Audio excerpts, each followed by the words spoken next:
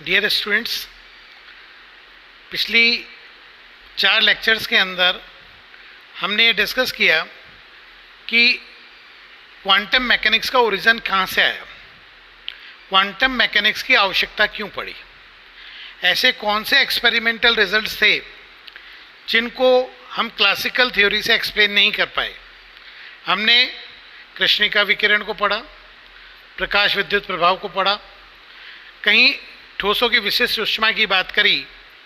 ये कुछ ऐसे फिनोमिना थे जिनके जो एक्सपेरिमेंटल रिजल्ट्स हैं वो क्लासिकल थ्योरी से एक्सप्लेन नहीं हो सकते, लेकिन जब वहाँ क्वांटा की थ्योरी यानी क्वांटम थ्योरी को यूज़ किया तो वो फिनोमिना या उनके जो एक्सपेरिमेंटल रिजल्ट्स थे वो आसानी से एक्सप्लेन किए जा सके। इसी श्रृंखला में हम आज बात करेंगे क्रॉम्पटन प्रभाव। क्रॉम्पटन प्रभाव एक ऐसा एक्सपेरिमेंट है जिसका रिजल्ट हम पुनः क्लासिकल थ्योरी से एक्सप्लेन नहीं कर सकते। हम सबसे पहले बात करें कि हमारे पास क्रॉम्पटन इफेक्ट है क्या। बेसिकली क्रॉम्पटन इफेक्ट या क्रॉम्पटन प्रभाव के अंदर हम इलेक्ट्रॉन स्कैटरिंग की बात करते हैं। हमने पाया कि जैसे ग्रेफाइट का एक क्रिस्टल लिया और उस पर मोनोक्रोमेटिक एक्सरेज को बम्बार्ड किया तो हम पाते हैं कि जो हमारा ट्रांसमिटेड पार्ट है उसके अंदर ओरिजिनल एक्सरे के साथ एक अतिरिक्त वेवलेंथ का एक्सरे भी पाया जाता है। मीन्स अगर हम इस फिगर से डिस्कस करें, ये हमारा एक ग्रेफाइट का क्रिस्टल है, इस पर कॉल्यूमेटेड बीम ऑफ एक्सरे आ रहा है। मान लीजिए इस एक्सरे का वेवलेंथ लैम्डा है, तरंग दैर्ध्य लैम्डा है, तो नेचुरली जो एक्सरेज इससे अनडिफ्रैक्टेड रहेंगी वह तो सीधी हमें प्राप्त होनी ही चाहिए। यानी हमें इस स्पेक्ट्रोमीटर पे लैम्डा वेवलेंथ की एक्सरेज तो प्राप्त होगी, लेकिन हम साथ में देखते हैं कि इस जब स्पेक्ट्रोमीटर पर हम ऑब्जर्व करते हैं तो हमें इस लैम्डा के साथ एक लैम्डा डैश वेवलेंथ एडिशनल प्राप्त होता है। मीन्स इस ग्रेफाइट क्रिस्टल पे कॉल्यूमेटेड बीम ऑफ एक्सरेज को हमने बम्बार्डमेंट किया और यहाँ एक्सरे स्पेक्ट्रोमीटर पे देखा तो अलग अलग एंगल्स पे फाई की अलग अलग वैल्यूज़ के लिए हम ये ऑब्जर्व करते हैं कि हमारे पास जो स्पेक्ट्रम आ रहा है यानी जो रेडिएशंस आ रहे हैं वहाँ पर एक लैम्डा है और एक लैम्डा से ज़्यादा वेवलेंथ है लैम्डा डैश। यानी पर्टिकुलर किसी एंगल के ऊपर जो हमारा स्कैटरिंग एंगल है उस पर अगर हम देखें तो हर अलग अलग एंगल के ऊपर इस फाई के डिफरेंट मान के लिए ये लैम्डा डैश डिफरेंट है। जैसे अगर फाई 0 की बात करें तो वहाँ लैम्डा डैश अपेयर नहीं होता है, लेकिन अलग अलग फाई का मान हम बढ़ाते जाते हैं तो हम देखते हैं लैम्डा डैश का मान अलग अलग है। यानी अलग अलग प्रकीर्णन कोण अलग अलग स्कैटरिंग एंगल के लिए हमारे पास 2 तरह के एक्सरेज प्राप्त हो रहे हैं। एक लैम्डा जो मूल एक्सरे का तरंग दैर्ध्य है, दूसरा लैम्डा डैश जो मूल तरंग दैर्ध्य से ज़्यादा है। यहाँ नोट करना है कि ज़्यादा है, कम नहीं है। अब अगर यहाँ हम इसकी बात करें तो जो ये लैम्डा डैश माइनस लैम्डा है इसको हम क्रॉम्पटन शिफ्ट का नाम देते हैं। इसको क्रॉम्पटन शिफ्ट अलग ये कहीं ना कहीं एंगल फाई पे डिपेंड करता है और हम पाते हैं कि फाई के डिफरेंट वैल्यूज़ के लिए क्रॉम्पटन शिफ्ट अलग अलग होता है। अब अगर क्लासिकल मैकेनिक्स की बात करें तो हम इसे एक्सप्लेन नहीं कर सकते, क्योंकि क्लासिकल मैकेनिक्स के हिसाब से जो इलेक्ट्रोमैग्नेटिक वेव्स हैं वो इलेक्ट्रोमैग्नेटिक वेव्स जब आकर ग्रेफाइट क्रिस्टल से टकराएंगी तो वो इलेक्ट्रॉन को एक्साइट करेगी, तो केवल वो एक्स किरणें हमें प्राप्त होनी चाहिए जो इसमें ट्रांसमिट हो जाए। अगर वो उसने अपनी ऊर्जा दे दी तो नई तरह की वेवलेंथ की हमारे पास कोई एक्सरे प्राप्त नहीं होनी चाहिए। इट्स मीन कहीं पे भी क्लासिकल फिजिक्स या क्लासिकल थ्योरी इस बात का सपोर्ट नहीं करती है कि हमारा जो स्पेक्ट्रम है उसमें 2 तरंग दैर्ध्य प्राप्त हो। वहाँ क्लासिकल थ्योरी के हिसाब से केवल और केवल एक ही तरंग दैर्ध्य प्राप्त होना चाहिए, जबकि यहाँ हमें 2 तरंग दैर्ध्य प्राप्त हो रहे हैं। It's mean classical theory is Crompton effect को एक्सप्लेन नहीं कर पाती है। तो जब हम क्वांटम सिद्धांत पे जाते हैं, क्वांटम थ्योरी पे जाते हैं, तो देखिए क्वांटम थ्योरी ये कहती है कि हमारे पास जो एक्सरे आ रहा है उसकी ऊर्जा hc/λ या h न्यू की फॉर्म में है। मीन्स हमारी जो ऊर्जा है वो क्वांटा की फॉर्म में है, एक पैकेट की फॉर्म में है। ये जब ऊर्जा ग्रेफाइट क्रिस्टल के इलेक्ट्रॉन से इंटरेक्ट करती है तो ये क्वांटा कुछ ऊर्जा इलेक्ट्रॉन को दे देता है और कुछ ऊर्जा खुद बचा लेता है। यानी से एक फिक्टिशियस एग्जांपल लेते हैं कि मान लीजिए यहाँ पर क्योंकि लैम्डा फिक्स है, यानी यहाँ जितने भी पैकेट हैं उन सबकी ऊर्जा फिक्स है। मान लीजिए मैं बात करता हूँ कि 10 यूनिट किसी क्वांटा की ऊर्जा है।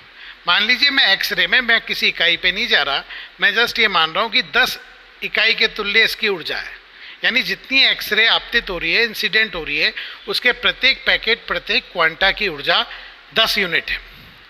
अब जो किसी इलेक्ट्रॉन से इंटरेक्ट नहीं करेगी वो तो एज इट इज पास हो जाएगी, उसकी ऊर्जा 10 ही रहेगी और वो हमें मूल लैम्डा के इक्वल हमें डिटेक्शन होगा, वो हमें प्राप्त हो रहा है।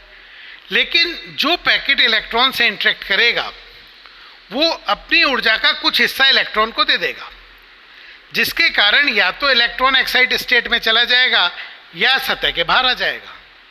लेकिन हो सकता है फोटोन ने पूरी ऊर्जा नहीं दी हो। जैसे उदाहरण के तौर पे मान लीजिए मैंने भी कहा फोटोन की ऊर्जा 10 इकाई है, मान लीजिए 10 में से उसने 6 इकाई ऊर्जा दे दी तो 4 इकाई का फोटोन बच जाएगा और वो 4 इकाई का फोटोन हमें यहाँ पर स्पेक्ट्रोमीटर पे प्राप्त होगा। या मान लीजिए हम ये कहते हैं कि उसने ऊर्जा 3 इकाई दे दी तो हमें 7 इकाई का फोटोन प्राप्त होगा। तो आप देखें हमारे पास यहाँ अलग अलग ऊर्जा के फोटोन प्राप्त होंगे क्योंकि उनकी जो फोटोन बचा हुआ है उसकी ऊर्जा ई से कम होगी, यानी उसकी आवृत्ति मूल आवृत्ति से कम होगी, अर्थात उसका लैम्डा मूल लैम्डा से ज़्यादा होगा। इसका मतलब हमारा जो फोटोन इंसिडेंट हुआ उसने अपनी, या तो वो ट्रांसमिट हो गया तो यानी मूल फोटोन प्राप्त हुआ, मूल एक्सरे प्राप्त हुआ, लेकिन जिस फोटोन ने इलेक्ट्रॉन से इंटरेक्ट किया उसने अपनी ऊर्जा इलेक्ट्रॉन को दी। हो सकता है वो इलेक्ट्रॉन सतह से बाहर निकल गया हो सकता है नहीं निकला हो, लेकिन उसने अपनी ऊर्जा जब इलेक्ट्रॉन को दी तो फोटोन की ऊर्जा घट गई और फोटोन की ऊर्जा घटी, इसका मतलब फोटोन की आवृत्ति घटी अर्थात लैम्डा बढ़ा। इसमें हमारे पास जो रिजल्ट है या जो स्पेक्ट्रोमीटर पे एक्सरेज आएंगी वहाँ एक मूल एक्सरे के साथ एक अतिरिक्त एक्सरे आ रहा है और इस अतिरिक्त एक्सरे का लैम्डा मूल एक्सरे से ज़्यादा होगा। ये क्वांटम सिद्धांत कहता है। अब क्वांटम सिद्धांत से अगर थ्योरेटिकल बात करें तो बिल्कुल क्लियर है क्योंकि हमारे पास कोई भी ऐसा रिजल्ट नहीं आया जहाँ लैम्डा डैश लैम्डा से कम हो और हमारी थ्योरी भी इस बात को एक्सप्लेन कर रही है। तो हम ये कह सकते हैं कि क्वांटम थ्योरी इसको एक्सप्लेन करती है। नाउ अब मैं इस क्रॉम्पटन शिफ्ट को ड्राइव करेंगे। हमारा नेक्स्ट टॉपिक होगा क्रॉम्पटन शिफ्ट का जो सूत्र है या फॉर्मूला है वो क्या आएगा। नाउ हम यहाँ पर क्रॉम्पटन शिफ्ट या क्रॉम्पटन विस्थापन के सूत्र का व्युत्पन्न करते हैं। यहाँ हम conservation of energy and conservation of momentum का उपयोग करेंगे। मैंने आपके सामने कंजर्वेशन ऑफ एनर्जी और कंजर्वेशन ऑफ मोमेंटम के लिए 2 अवस्थाएं बताई है, पहली अवस्था और दूसरी अवस्था। आप देखिए पहली अवस्था में ये इलेक्ट्रॉन यहाँ पर स्थिर है, जो भी हमारा क्रिस्टल है उसका इलेक्ट्रॉन स्थिर है, उसकी स्थिर ऊर्जा m0c² है। m0 हमारा रेस्ट मास ऑफ पार्टिकल है, मीन्स इलेक्ट्रॉन है, क्योंकि ये स्थिर है इसलिए इसका प्रारंभिक संवेग या मोमेंटम 0 है। इस पर एक एक्स किरण का फोटोन इंसिडेंट हो रहा है। इस एक्स किरण के फोटोन की ऊर्जा होगी hν अर्थात hc/λ, जिसका मोमेंटम होगा hν/c अर्थात h/λ। इस तरह से हमारे x दिशा में गमन करता हुआ एक फोटोन आता है और वो इस इलेक्ट्रॉन से टक्कर करता है, कोलिजन करता है। कोलिजन करने के बाद हमारे पास जहाँ स्कैटरिंग हो रही है तो इलेक्ट्रॉन अपनी x दिशा से थीटा एंगल पर, आप देखिए थीटा एंगल पे मैंने नीचे की तरफ बताया, ये इलेक्ट्रॉन नीचे थीटा डिग्री पर नीचे मूव करने लग जाता है और फोटोन ऊपर की तरफ फाई एंगल पर अगर गमन करता है तो निश्चित तौर पर इलेक्ट्रॉन की energy E c = mc², relativistic term में इलेक्ट्रॉन की ऊर्जा mc² है। क्योंकि इलेक्ट्रॉन गति कर रहा है इसलिए इसका संवेग होगा और p इलेक्ट्रॉन होगा mv। उसी वक्त फोटोन की ऊर्जा जो कि मूल ऊर्जा से अब अलग होगी वो है h⁻⁻, दैट इज hc/λ'। उसका मोमेंटम p2 होगा h⁻⁻c = h⁻⁻। इस तरह से यह कोलिजन से पूर्व की अवस्था है। ये कोलिजन के बाद स्कैटर्ड सिचुएशन है कि यहाँ पर एक फोटोन इलेक्ट्रॉन पे आपतित हो रहा है। यहाँ फोटोन इलेक्ट्रॉन पे आपतित होने के बाद उसने अपनी कुछ ऊर्जा इलेक्ट्रॉन को दी, जिसके कारण इलेक्ट्रॉन गतिशील हो गया और फोटोन बाकी ऊर्जा के साथ बाहर की तरफ गति कर रहा है। अब यहाँ पर हम जब ऊर्जा संरक्षण, कंजर्वेशन ऑफ एनर्जी लगाएंगे तो निश्चित तौर पर हमारे पास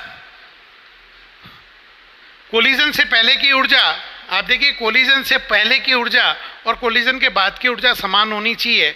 तो अगर कोलिजन से पहले की ऊर्जा की बात करें तो होगी h⁻ + m0c², और ये किसके इक्वल होनी चाहिए, h⁻⁻ + mc²।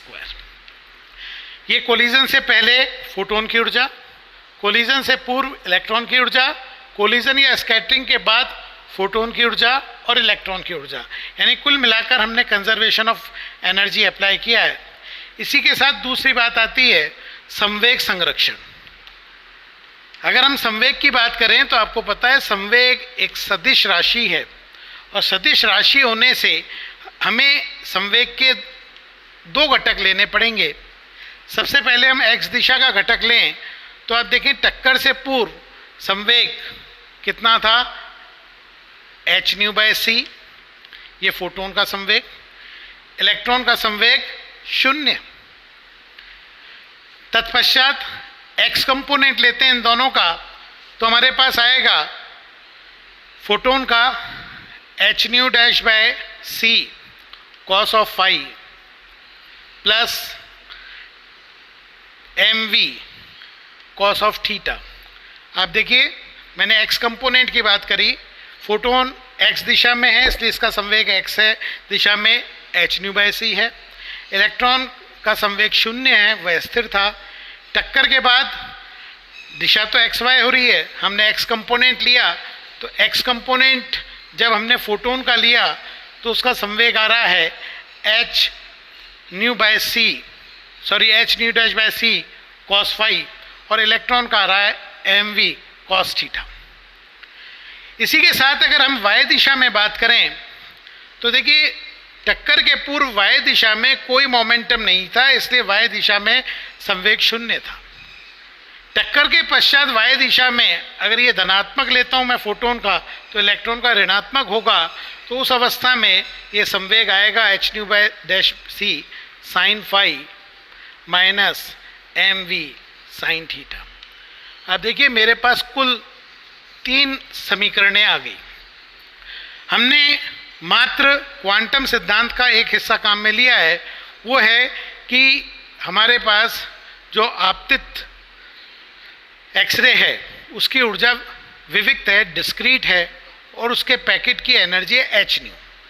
जब वह इस इलेक्ट्रॉन से टकराता है अपनी कुछ ऊर्जा इलेक्ट्रॉन को देता है और शेष ऊर्जा के साथ फोटोन चलता है, तो यहाँ पर ऊर्जा संरक्षण और संवेग संरक्षण के नियम का हमने अप्लाई किया और गणितीय रूप लेके आए। हमारे पास समीकरण 1 आई, 2 आई और 3। इन तीनों समीकरण को हम जब सॉल्व करते हैं तो हमारे पास लैम्डा डैश माइनस लैम्डा हम ज्ञात कर सकते हैं। अगर हम समीकरण 1, 2 और 3 को हल करें, साथ में m का रिलेटिविस्टिक वैल्यू रखते हैं, तो हमारे पास लैम्डा डैश माइनस लैम्डा का जो सूत्र आएगा वो मैं यहाँ डायरेक्ट लिख रहा हूँ, h/m0c 1 माइनस कॉस। अगर मैं समीकरण 1, 2, 3 को हल करता हूँ, साथ में m का रिलेटिविस्टिक वैल्यू यूज़ करता हूँ तो इनको सॉल्व करके मैं ज्ञात कर सकता हूँ कि लैम्डा डैश माइनस लैम्डा अर्थात कॉम्पटन शिफ्ट का मान h upon m naught c 1 minus cos phi आएगा। यह सूत्र हमारा कॉम्पटन शिफ्ट का सूत्र है जिसे हमें डिफरेंट न्यूमेरिकल्स में यूज़ करना होता है। यहाँ हम देख सकते हैं कि यह एक अपने आप में कांस्टेंट सा है, इसलिए इसको हम लैम्डा सी या कॉम्पटन तरंग दैर्ध्य कह देते हैं। अगर हम इसको एनालाइज करें तो हम पाएंगे कि जब फाई का मान 180 डिग्री होगा तो हमारे पास डेल्टा लैम्डा मैक्सिमम होगा और वो अपने आप में 2h अपॉन एम नॉट सी हो जाएगा। अब यहाँ पर हम लैम्डा सी का मान ज्ञात कर सकते हैं। लैम्डा सी इलेक्ट्रॉन के लिए हमें अच्छी तरह पता है कि h का मान 6.64 गुणा 10 की घात माइनस 34 एम नॉट 9.1 गुणा 10 की घात माइनस 31, सी का मान 3 गुणा 10 की घात 8। अगर मैं इसको सॉल्व करता हूँ तो हम पाएंगे कि लगभग इसका मान 0.0243 एंगस्ट्रॉन या प्राप्त होता है। यह हमारा क्रॉम्पटन तरंग दैर्ध्य का मान है और यहाँ से हम ये कह सकते हैं कि डेल्टा लैम्डा मैक्सिमम हमारा 2 लैम्डा सी लगभग 0.0486 एंगस्ट्रॉन होता है। इस तरह से हमने आज बात करी कॉम्पटन प्रभाव की। कॉम्पटन प्रभाव के जो एक्सपेरिमेंटल रिजल्ट्स हैं वो इजीली क्वांटम मैकेनिक्स से एक्सप्लेन हो सकते हैं, क्योंकि क्वांटम प्रभाव के अंदर जो हमारा जब किसी क्रिस्टल से एक्सरे टकराता है तो जो उससे ट्रांसमिटेड पार्ट है वहाँ पर 2 एक्सरे प्राप्त होती है। एक का तरंग दैर्ध्य मूल एक्सरे के बराबर है, एक का ज़्यादा है। ज़्यादा आने का अभिप्राय साफ है कि उसकी ऊर्जा कम है। तो हम ब्रीफ में ये कह सकते हैं कि जब कोई एक्सरे किसी क्रिस्टल से टकराता है तो उसकी फोटोन अपनी ऊर्जा का कुछ हिस्सा इलेक्ट्रॉन को देता है और शेष ऊर्जा के साथ फोटोन बाहर आता है। यहाँ देखिए सारी संभावना है। हो सकता है फोटोन ट्रांसमिट कर जाए यानी मूल ऊर्जा के साथ आ जाए, हो सकता है फोटोन पूरी ऊर्जा इलेक्ट्रॉन को दे दे और इलेक्ट्रॉन उस ऊर्जा को लेके आ जाए जैसा प्रकाश विद्युत प्रभाव में होता है, हो सकता है फोटोन कुछ ऊर्जा इलेक्ट्रॉन को दे दे और शेष ऊर्जा के साथ वह बाहर आ जाए। यह इस पर निर्भर करेगा कि हम किस स्कैटरिंग एंगल पे देख रहे हैं। यहाँ पर हमने पाया कि कई बार इलेक्ट्रॉन एमिट भी होते हैं, नहीं भी होते हैं। इस स्ट्रक्चर पे हम डिस्कस करने नहीं जा रहे, लेकिन जो हमारे 2 एक्सरे आ रही हैं उन दोनों के वेवलेंथ का जो डिफरेंस है जिसे हम कॉम्पटन शिफ्ट कहते हैं वो लगभग 0.02 एंगस्ट्रॉन के ऑर्डर का है। अधिकतम मान 0.0486 एंगस्ट्रॉन आ रहा है। तो इस तरह से हम कॉम्पटन प्रभाव को भी क्वांटम मैकेनिक्स से एक्सप्लेन कर सकते हैं। Thank you so much.